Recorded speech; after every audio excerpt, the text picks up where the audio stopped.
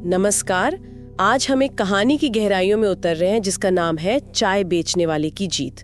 ये कहानी है नरेंद्र नाम के एक लड़के की, मतलब जिसने सच में शून्य से शिखर तक का सफर तय किया। उसके पास शुरुआत में तो कुछ भी नहीं था, गरीबी थी, पिता नहीं थे और लगातार असफलताएं मिल रही थीं।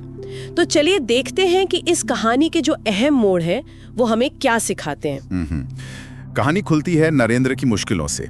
माँ खेतों में मजदूरी करती थी, पैरों में चप्पल तक नहीं थी और नौकरी तो मिल ही नहीं रही थी। और फिर एक बड़ा झटका भी लगा, भावनात्मक। उसकी प्रेमिका रिया, उसने उसे पैसे की कमी का ताना देते हुए छोड़ दिया, ये कहकर के सिर्फ अच्छाई से पेट नहीं भरता। यहाँ सिर्फ आर्थिक तंगी का मामला नहीं है, ये एक तरह से सामाजिक और भावनात्मक चोट भी है। और दिलचस्प बात यह है, जैसा कहानी में बताया गया है, कि उसकी आंखों में आंसू नहीं थे बल्कि आग थी। हाँ, अक्सर ऐसा होता है। जब भारी सहारे, समाज की मान्यता, ये सब छिन जाते हैं ना, तब इंसान अंदर से कुछ कर गुजरने की ठान लेता है। ये शायद सिर्फ आत्मनिर्भरता नहीं थी, बल्कि कह सकते हैं अपनी इज्जत वापस पाने की एक जिद थी। बिल्कुल सही कहा आपने। और उसने फिर पहला कदम उठाया, चाय की एक छोटी सी गाड़ी लगाई। लोगों ने मजाक भी उड़ाया, कहने लगे, देखो पढ़ा लिखा लड़का चाय वाला बन गया। हाँ, ये तो होता ही है। लेकिन उसने परवाह नहीं की। सुबह 4 बजे उठना, चाय तैयार करना और रात को थकने के बाद भी वो YouTube से व्यापार की बारीकियां सीखता था। ये उसकी दिनचर्या बन गई थी। सूचना को अनसुना करके अपने काम पर ध्यान देना ये आसान नहीं होता। यहाँ सिर्फ मेहनत नहीं दिखती, बल्कि एक मानसिक दृढ़ता, एक फोकस दिखता है। उसने उन आवाजों को, उन तानों को अपने ऊपर हावी नहीं होने दिया और लगातार खुद को बेहतर बनाने में लगा रहा, जैसे रात में वो बिजनेस के गुर सीख रहा था। और वो यही नहीं रुका। जैसे थोड़ा मुनाफा हुआ, उसने एक छोटी सी दुकान खोली और नाम रखा चाय के साथ किताबें। यह आइडिया तो चल पड़ा, लोग आने लगे चाय पीने, साथ में किताबें पढ़ने। हाँ, ये यूनिक था। फिर उसने सोशल मीडिया का इस्तेमाल किया, अपनी कहानी बताई, खुद वेबसाइट डिजाइन की, अच्छी पैकेजिंग बनाई। बिल्कुल, ये सिर्फ चाय बेचना नहीं था, ये एक अनुभव बेचना था। चाय के साथ किताबें, ये अपने आप में एक ब्रांड बन गया। उसने समझा कि लोग सिर्फ चीज नहीं खरीदते, उसके पीछे की सोच, वो माहौल, उससे जुड़ते हैं। वेबसाइट, पैकेजिंग, ये सब उसी ब्रांड को मजबूत करने के तरीके थे। और फिर उसने अपनी कंपनी भी रजिस्टर की, T with thoughts private limited. ये एक अहम कदम था। हाँ, एक औपचारिक ढांचा देना। बिल्कुल, जिससे आगे बढ़ने, निवेश लाने के रास्ते खुलते हैं। इसके बाद तो सफलता तेजी से आई। कमाई लाखों से करोड़ों तक पहुंच गई। आलीशान दफ्तर बना, सैकड़ों लोग काम करने लगे उसके साथ।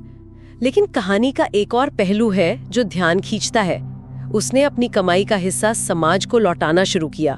गरीब बच्चों की पढ़ाई का जिम्मा लिया, कर्ज में डूबी किसान विधवाओं के लिए पेंशन शुरू की। लोग उसे अब चाय वाला मिलियनेयर कहने लगे थे। और ये बहुत जरूरी पहलू है। ये दिखाता है कि सफलता का मतलब सिर्फ अपनी तरक्की नहीं है, अपनी जड़ों को याद रखना और जिस समाज से आप निकले हैं उसके प्रति एक जिम्मेदारी महसूस करना। ये उसके चरित्र की गहराई दिखाता है। ये सिर्फ दान नहीं था शायद, ये अपने अतीत के संघर्षों को एक तरह से सम्मान देने का तरीका भी था। कहानी में एक और मोड़ तब आता है जब सालों बाद रिया उसकी जिंदगी में वापस आती है। वो शायद एक दूसरा मौका चाहती थी उसकी सफलता देखकर, लेकिन नरेंद्र उसे बहुत सम्मान से मना कर देता है और कहता है, मैं बदला नहीं हूँ, बस समझ गया हूँ कि मुश्किल वक्त में जो साथ नहीं देता वो मंजिल का हिस्सेदार नहीं होता। हाँ, ये प्रतिक्रिया बहुत महत्वपूर्ण है।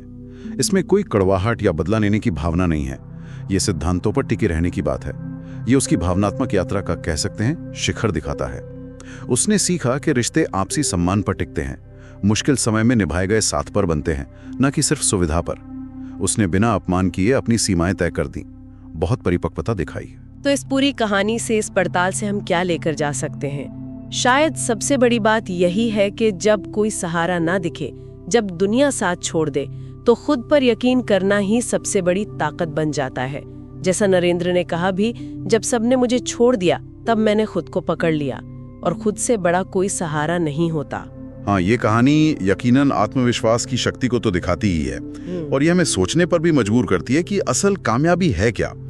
क्या सिर्फ पैसा कमा लेना, शोहरत पा लेना या मंजिल तक पहुंच जाना ही कामयाबी है, या फिर उस रास्ते पर चलते हुए खुद को जानना, सीखना और एक बेहतर इंसान के रूप में विकसित होना, वो भी उतना ही मायने रखता है। ये एक सवाल है जो शायद हमारे श्रोता अपने साथ लेकर जा सकते हैं और इस पर विचार कर सकते हैं।